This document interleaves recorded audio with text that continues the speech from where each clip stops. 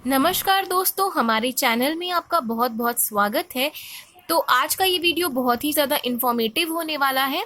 तो previous video में मैंने आप लोगों को बताया था कि आपके कॉम्पिटिटिव एग्जामिनेशन के लिए कौन कौन से प्रश्न बहुत ही इम्पॉर्टेंट हैं और कॉलेज के एंट्रेंस एग्जामिनेशन के लिए कौन कौन से प्रश्न इम्पॉर्टेंट हैं।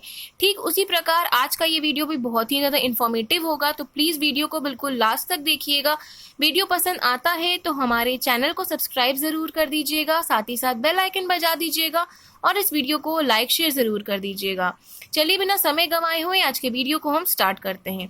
तो आज का सबसे पहला जो प्रश्न है हमारा वो है मुख्यमंत्री की नियुक्ति संविधान के किस अनुच्छेद के तहत की जाती है।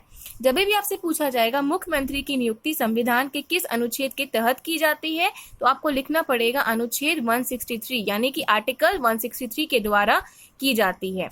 अगला प्रश्न है संविधान के व्याख्याकार और संरक्षक कौन है।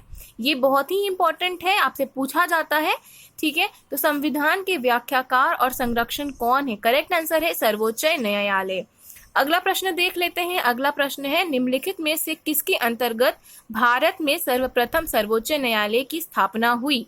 ठीक है, तो यहाँ पे आप देख रहे हैं बहुत सारे ऑप्शंस दिए गए हैं। रेगुलेटिंग अधिनियम 1773, चार्टर अधिनियम 1853, भारत सरकार अधिनियम 1935, भारतीय संविधान 1950। इसी तरीके से आपको भी ऑप्शंस वहां पे बहुत सारा मिल जाएगा, लेकिन आपको कंफ्यूज बिल्कुल भी नहीं होना है। करेक्ट आंसर जो होगा इसका वो होगा रेगुलेटिंग अधिनियम 1773। अगला प्रश्न हम जल्दी देख लेते हैं। अगला प्रश्न है उच्चतम न्यायालय के न्यायाधीशों के संख्या में वृद्धि करने की शक्ति किसके पास है। तो करेक्ट आंसर होगा संसद।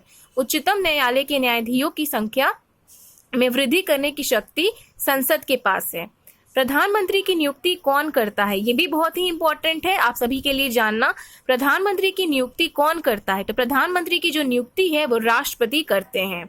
ठीक है, अब हम अगले प्रश्न को देख लेते हैं। तो अगला प्रश्न है हमारा सामान्यतः प्रधानमंत्री। तो बहुत सारा आपको ऑप्शन वहां पर मिल जाएगा, तो करेक्ट आंसर होगा लोकसभा के बहुमत दल का नेता होता है। ठीक है, अगला प्रश्न है भारत में एक व्यक्ति अधिक से कितनी बार प्रधानमंत्री पद के लिए नियुक्त हो सकता है। करेक्ट आंसर होगा कितनी ही बार। ऐसा कोई कानून या आर्टिकल नहीं बनाया गया है कि भारत में एक व्यक्ति अधिक से अधिक कितनी भी बार प्रधानमंत्री ना बन सके। ठीक है, अगला प्रश्न देखते हैं। अगला प्रश्न है समानता का अधिकार भारतीयों के लिए सुनिश्चित करता है। तो करेक्ट आंसर हो जाएगा धार्मिक समानता, आर्थिक समानता, सामाजिक समानता। ठीक है, धार्मिक समानता, आर्थिक समानता और सामाजिक समानता। अगला प्रश्न है प्रसिद्ध लैगून झील चिल्का किस राज्य में स्थित है। ठीक है, तो ये आपके लिए जानना बहुत ही ज्यादा जरूरी है। प्रसिद्ध लैगून झील चिल्का उड़ीसा राज्य में स्थित है। उड़ीसा इसका करेक्ट आंसर होगा। अगला प्रश्न है भारत में ताजे जल की सबसे बड़ी झील वूलर किस राज्य में स्थित है। तो करेक्ट आंसर होगा जम्मू कश्मीर। भारत में ताजे जल की सबसे बड़ी झील वूलर जम्मू कश्मीर राज्य में स्थित है। अगला प्रश्न है हमारा गांधीनगर, जवाहर सागर तथा राणा प्रताप सागर बोध किस नदी पर निर्मित है। तो करेक्ट आंसर होगा चंबल। गांधीनगर, जवाहर सागर तथा राणा प्रताप सागर बोध चंबल नदी पर निर्मित है। ठीक है, अब हम अगला प्रश्न देख लेते हैं। तो अगला प्रश्न है हमारा भारत में कितने राज्य समुद्र तट रेखा हैं। तो करेक्ट आंसर होगा 9। भारत में निम्नलिखित में से किस राज्य की तट रेखा सबसे लंबी है। तो यहाँ पे आप देख सकते हैं बहुत सारे ऑप्शंस दिए गए हैं। ऑप्शन ए महाराष्ट्र है, बी केरल है, सी गुजरात है, डी पश्चिम बंगाल है। तो करेक्ट आंसर हो जाएगा गुजरात। भारत में गुजरात राज्य की तट रेखा सबसे लंबी है। अब अगला प्रश्न है हमारा निम्नलिखित भारतीय राज्यों में से किससे होकर कर्क रेखा नहीं गुजरती है। तो यहाँ भी आपको कंफ्यूज करने के लिए बहुत सारे ऑप्शन दिए जाते हैं। उत्तर प्रदेश, मध्य प्रदेश, गुजरात, झारखंड। करेक्ट आंसर जो होगा वो होगा उत्तर प्रदेश। याद रखिएगा उत्तर प्रदेश से टॉपिक ऑफ कैंसर नहीं गुजरती है। अब नेक्स्ट क्वेश्चन देखते हैं। नेक्स्ट क्वेश्चन है हमारा कौन सी आधार रेखा भारत के मध्य से होकर गुजरती है। तो करेक्ट आंसर हो जाएगा कर्क रेखा। ठीक है, अगला प्रश्न है हमारा भारत की मुख्य भूमि की दक्षिणी नोक पॉइंट है इंदिरा पॉइंट। याद रखिएगा भारत की मुख्य भूमि का दक्षिणी नोक है इंदिरा पॉइंट। हमारा अगला प्रश्न है भारत और पाकिस्तान के बीच अंतर्राष्ट्रीय सीमा किसके द्वारा सीमांकित की गई है? ये बहुत ही ज़्यादा इम्पोर्टेंट है, कॉम्पिटिटिव एग्जामिनेशन में पूछा जाता है और कॉलेज के एंट्रेंस एग्जामिनेशन में भी पूछा जाता है। तो याद रखिएगा, भारत और पाकिस्तान के बीच अंतर्राष्ट्रीय सीमा रेडक्लिफ लाइन द्वारा सीमांकित की गई है।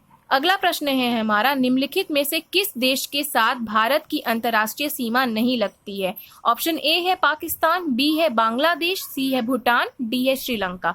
तो करेक्ट आंसर हो जाएगा श्रीलंका। याद रखिएगा, श्रीलंका देश के साथ भारत की अंतर्राष्ट्रीय सीमा नहीं लगती है। अगला प्रश्न हम देख लेते हैं। अगला प्रश्न है हमारा, किस ग्रुप के खेलों में प्रत्येक पक्ष में खिलाड़ियों की संख्या 7 होती है? तो याद रखिएगा, कबड्डी एंड नेटबॉल इसका करेक्ट आंसर हो जाएगा।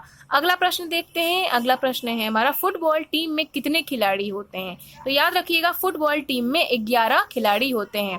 अगला प्रश्न है, भारत का राष्ट्रीय पशु क्या है? तो ये सारे बहुत ही इजी क्वेश्चन में आ जाते हैं। तो भारत का राष्ट्रीय पशु बाघ है। सबसे बड़ा डेल्टा कौन है? तो सुंदरबन डेल्टा है। याद रखिएगा, सबसे बड़ा डेल्टा कौन है? तो सुंदरबन डेल्टा।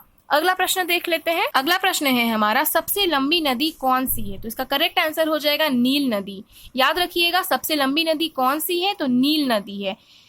ये अफ्रीका में है और इसकी लंबाई जो है वो 6650 किलोमीटर है। तो दोस्तों, ये था आज का वीडियो और अगले वीडियो में मैं आपको और भी अच्छे अच्छे क्वेश्चंस बताऊंगी।